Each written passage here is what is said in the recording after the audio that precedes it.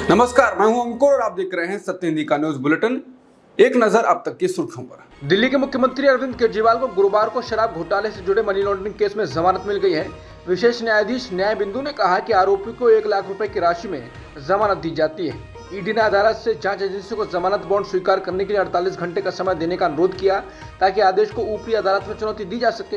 हालांकि विशेष न्यायाधीश बिंदु ने स्पष्ट किया कि जमानत आदेश पर कोई रोक नहीं है। देश में लोकसभा चुनाव संपन्न हुआ, एनडीए ने चुनाव जीत लिया, बीजेपी को बहुमत नहीं मिला। इस चुनाव में 240 पर बीजेपी सिमट गई। इस बीच राहुल गांधी ने फाइनेंशियल टाइम्स को इंटरव्यू दिया। इस इंटरव्यू में राहुल गांधी ने कहा कि अप्रत्याशित चुनाव रिजल्ट के बाद भारतीय राजनीतिक परिदृश्य में एक बड़ा बदलाव आया है। उन्होंने दावा किया कि पीएम मोदी की सरकार को अपना अस्तित्व बचाए रखने के लिए संघर्ष करना पड़ेगा। राहुल ने कहा कि संख्या इतनी कम है कि स्थिति बहुत नाजुक है। छोटी सी गड़बड़ी सरकार को गिरा सकती है। बस एक सहयोगी को किसी दूसरी तरफ मुड़ना होगा। गांधी ने दावा किया कि मोदी के खेमे में बहुत असंतोष है और उनके यहाँ ऐसे लोग हैं जो हमारे संपर्क में हैं। पटना हाईकोर्ट से बिहार सरकार को बड़ा झटका लगा है। पटना हाईकोर्ट ने बिहार में सरकारी नौकरी और शैक्षणिक संस्थानों के दाखिले में जाति आधारित आरक्षण को 65% करने वाला कानून रद्द कर दिया है। बता दें कि बिहार सरकार ने जाति आधारित जनगणना करवाई थी और उसके बाद इसी आधार पर ओबीसी, ईबीसी, दलित और आदिवासियों का आरक्षण बढ़ाकर 65% कर दिया था। हालांकि अब पटना हाईकोर्ट ने इसे रद्द कर दिया है। नीतीश की सरकार द्वारा बिहार में आरक्षण सीमा को 50% से बढ़ाकर 65% करने का फैसला किया गया था, लेकिन अब पटना हाईकोर्ट ने बिहार सरकार के 65% आरक्षण देने के फैसले को रद्द कर दिया है। इस मामले पर अब राजद नेता तेजस्वी यादव ने बयान दिया है। उन्होंने कहा कि हमने अति पिछड़ों, दलितों, आदिवासियों और पिछड़े समाज के लिए आरक्षण बढ़ाया था। उस समय भी हमने भारत सरकार से इसे अनुसूची 9 में डालने का अनुरोध किया था। तेजस्वी ने कहा कि भाजपा के कुछ लोग हमेशा जनहित याचिका दायर कर ऐसे कामों को रोकना चाहते हैं और जाति आधारित जनगणना को भी इसी तरह से रोका गया था। इससे हम आहत हैं और ये काम निष्पक्ष तरीके से हुआ था। पता नहीं जदयू के लोग चुप क्यों हैं। अगर बिहार सरकार सुप्रीम कोर्ट नहीं जाती है तो राष्ट्रीय जनता दल सुप्रीम कोर्ट जाएगा। राहुल गांधी ने कहा कि प्रधानमंत्री पंगु हो गए हैं। उनका अभी मेन एजेंडा स्पीकर है। वो चाहते हैं कि मेरी सरकार निकल जाए और मेरा स्पीकर बन जाए। वो नीट के बारे में नहीं सोच रहे हैं। प्रधानमंत्री मनोवैज्ञानिक तौर पर कमजोर हो गए हैं, मनोवैज्ञानिक रूप से टूट गए हैं और जैसी उनकी पर्सनैलिटी है वो ये सरकार में संघर्ष करेंगे। क्योंकि मोदी का सरकार चलाने का तरीका है कि वो लोगों में डर भरते हैं, लोगों को बोलने नहीं देते हैं। लेकिन अब जो हो रहा है वो है कि लोग उनसे डर नहीं रहे हैं। अभी वाराणसी में ही किसी ने नरेंद्र मोदी की कार पर चप्पल फेंक दी। अब उनसे कोई नहीं डरता। वो मनोवैज्ञानिक रूप से टूट चुके हैं। उनका बेसिक कॉन्सेप्ट ही इस इलेक्शन में खत्म हो चुका है और हमारे पास एक मजबूत विपक्ष है। नीट परीक्षा में गड़बड़ियों को लेकर केंद्रीय शिक्षा मंत्री धर्मेंद्र प्रधान ने प्रेस कॉन्फ्रेंस की। उन्होंने कहा कि नीट परीक्षा के संदर्भ में हम बिहार सरकार के संपर्क में हैं। हमें पटना से कुछ जानकारी मिल रही है, पुलिस जांच कर रही है और इनको द्वारा एक विस्तृत रिपोर्ट सौंपी जाएगी। विश्वसनीय जानकारी के बाद दोषियों के खिलाफ सख्त कार्रवाई की जाएगी। उन्होंने कहा कि पारदर्शिता के साथ साथ किसी भी कीमत पर उसके साथ समझौता नहीं होगा। राहुल गांधी ने आज नीट के छात्रों से मुलाकात की। नीट छात्रों का एक प्रतिनिधिमंडल कांग्रेस नेता राहुल गांधी से मिलने उनके आवास 10 जनपद पहुंचा। इस वीडियो को कांग्रेस ने ट्वीट किया है और लिखा है, हम साथ हैं तो हाथ ये हालात बदल देगा। नीट पेपर लीक ने बवाल मचा रखा है। इस बीच बिहार के डिप्टी सीएम विजय सिन्हा ने नीट पेपर लीक मामले में तेजस्वी यादव का नाम जोड़कर सनसनी मचा दी है। विजय सिन्हा ने आरोप लगाया कि नीट यूजी का पेपर लीक करने वाली गैंग के सदस्य पटना के गेस्ट हाउस में रुके थे, जिसकी बुकिंग राजद नेता तेजस्वी यादव के निजी सचिव ने करवाई थी। बिहार के डिप्टी सीएम ने दावा किया कि तेजस्वी के सहयोगी प्रीतम कुमार ने बिहार सड़क निर्माण विभाग के एक कर्मचारी को सिकंदर प्रसाद यादविंदु के लिए कमरा बुक करने के लिए कहा था। उप मुख्यमंत्री ने आरोप लगाया कि प्रीतम कुमार द्वारा प्रदीप को कॉल किए जाने के कॉल डिटेल मौजूद हैं। सिन्हा ने कहा कि मैं इस मामले की उच्च स्तरीय जांच की मांग करता हूं और वे सत्ता से बाहर हैं, लेकिन लाखों उम्मीदवारों के भविष्य के साथ खेलना चाहते हैं। नीट यूजी परीक्षा नतीजों में कथित धांधली के आरोपों के चलते नेशनल टेस्टिंग एजेंसी यानी एनटीए इन दिनों खूब चर्चा में है। एनटीए चेयरमैन भी खूब सुर्खियों में है। वो इसलिए कि नीट यूजी परीक्षा के नतीजों में कथित धांधली और उस पर उठे विवाद के बीच मामले की जांच के लिए जो कमेटी बनी उसका प्रमुख एनटीए अध्यक्ष को ही बनाया गया। वही एनटीए अध्यक्ष जिन पर ये परीक्षा सही तरीके से कराने की जवाबदेही थी। एनटीए के प्रमुख retired professor doctor Pradeep Joshi हैं।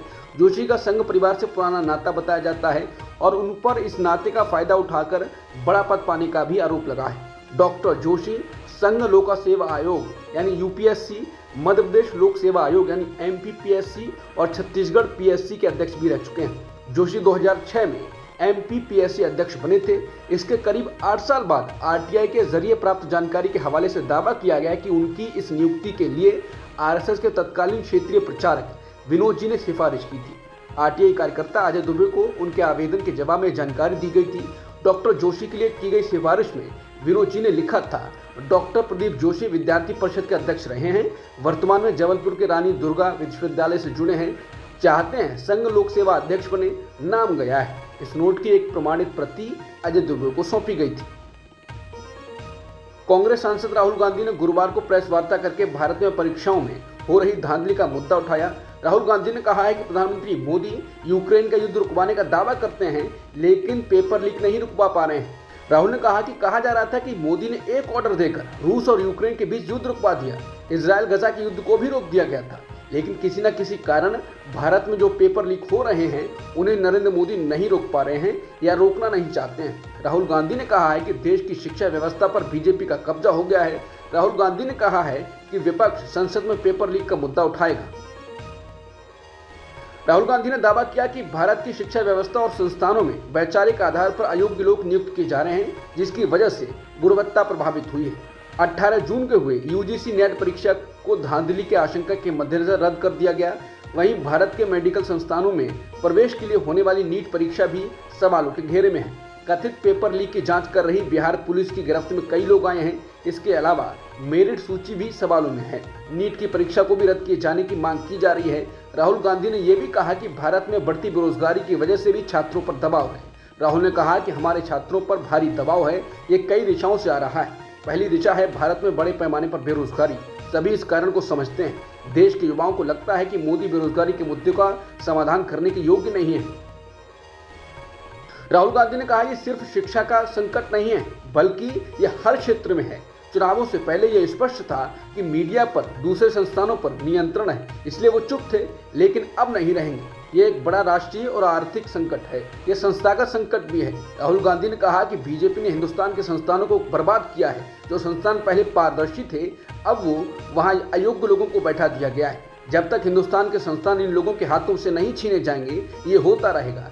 जब तक बीजेपी रहेगी, ये बढ़ता जाएगा। नीट प्रश्न पत्र लीक होने के मामले में बिहार में 4 लोगों को गिरफ्तार किया गया है। गिरफ्तार किए गए लोगों में 3 अभ्यर्थी अनुराग यादव, नीतीश कुमार, अमित आनंद और दानापुर नगर परिषद के जूनियर इंजीनियर सिकंदर यादवेंद्र शामिल हैं। गिरफ्तारियां उस कबूलनामे के बाद हुई हैं जिसमें संदिग्धों ने लीक हुए प्रश्न पत्र को प्राप्त करने और याद रखने की बात स्वीकार की थी।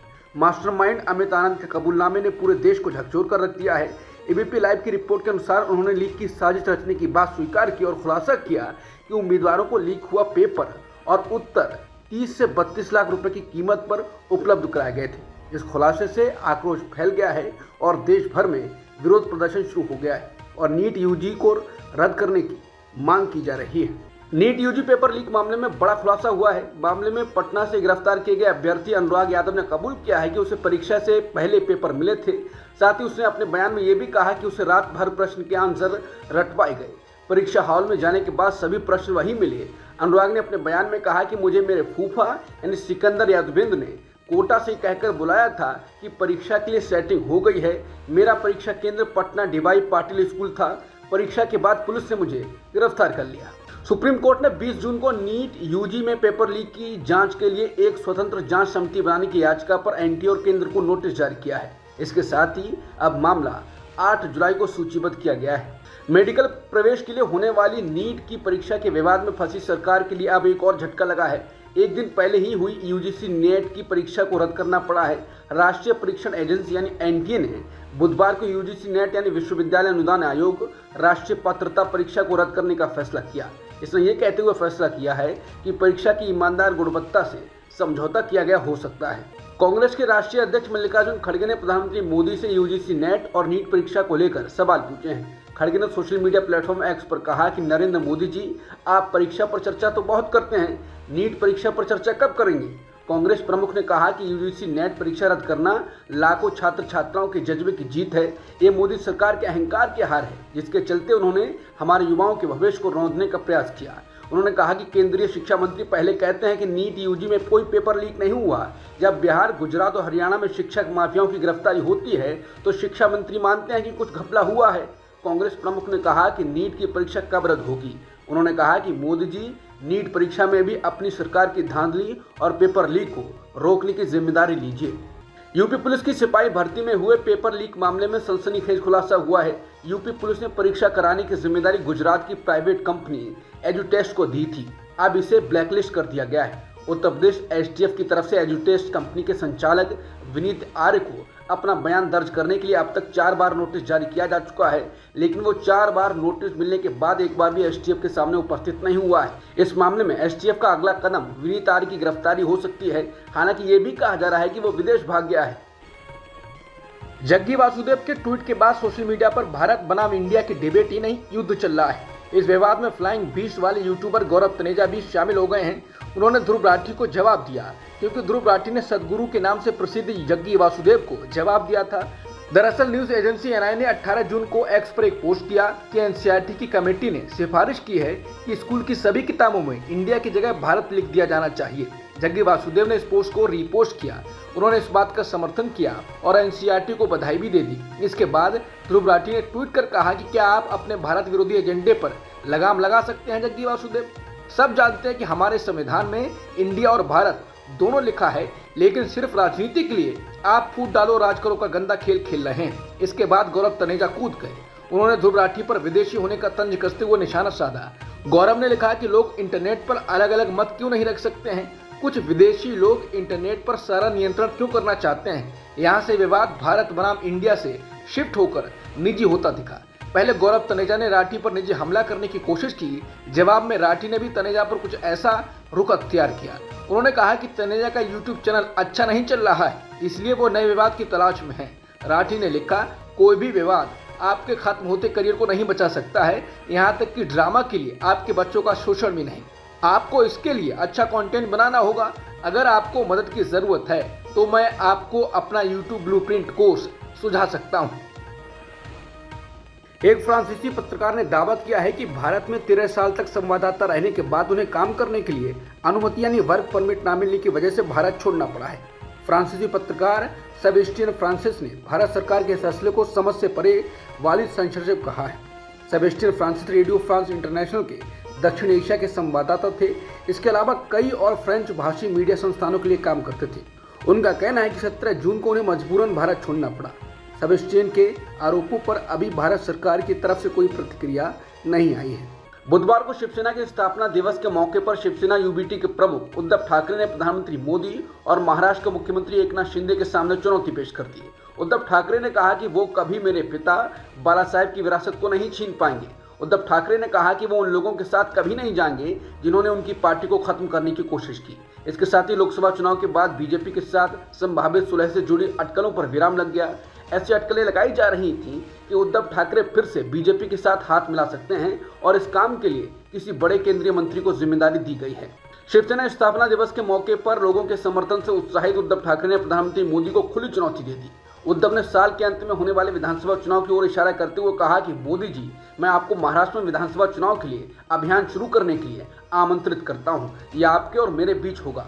उद्धव ने कहा कि भाजपा को मेरा संदेश, मेरा मूल प्रतीक का इस्तेमाल किए बिना चुनाव जीतने का प्रयास करें। मुझे गर्व है कि हमने किसी और की तस्वीर का इस्तेमाल नहीं किया, हम कभी भी इस्तेमाल नहीं करेंगे, खासकर पीएम मोदी की। मैं पीएम मोदी को चुनौती देता हूं कि वो आज ही महाराष्ट्र विधानसभा चुनाव की तैयारी शुरू कर दें, इस नकली शिवसेना को दूर रखते हुए।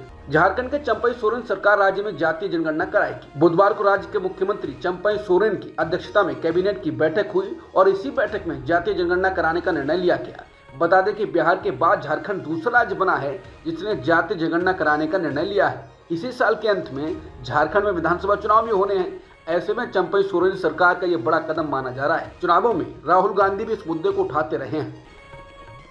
तमिलनाडु के कल्लाकुरुची में जहरीली शराब पीने से अब तक 34 लोगों की मौत हो चुकी है, जबकि 100 से अधिक लोगों का अलग अलग अस्पतालों में इलाज चल रहा है। बताया जा रहा है कि मरने वालों में अधिकतर लोग करुणापुर के रहने वाले हैं। स्थानीय निवासियों ने बताया कि अधिकारी मरने वालों की संख्या कम बता रहे हैं। जिनकी मौत अस्पताल में नहीं हुई है उन्हें नहीं गिना जा रहा है। कई देशों ने हज के दौरान अपने नागरिकों के मारे जाने की पुष्टि की है। हर साल दुनिया भर से लाखों मुसलमान श्रद्धालु हज के लिए सऊदी अरब में जुटते हैं। सऊदी अरब में भीषण गर्मी की वजह से कई देशों के सैकड़ों हाजियों की मौतें हुई हैं। इंडोनेशिया की सरकार के मुताबिक करीब 200 इंडोनेशियाई हज यात्रियों की मौत इस साल अब तक हो चुकी है। समाचार एजेंसी AFP को एक राजनयिक ने बताया है कि भारत के भी 68 हाजियों की मौत इस साल हज के दौरान अब तक हो चुकी है। इस साल हज के दौरान अब तक 900 से अधिक मौतें हो चुकी हैं, लेकिन सऊदी अरब ने कोई आधिकारिक आंकड़ा जारी नहीं किया है। अब तक की सुर्खियों में इतना ही। बाकी खबरों के लिए बने रहिए सत्यहिंदी.com के साथ।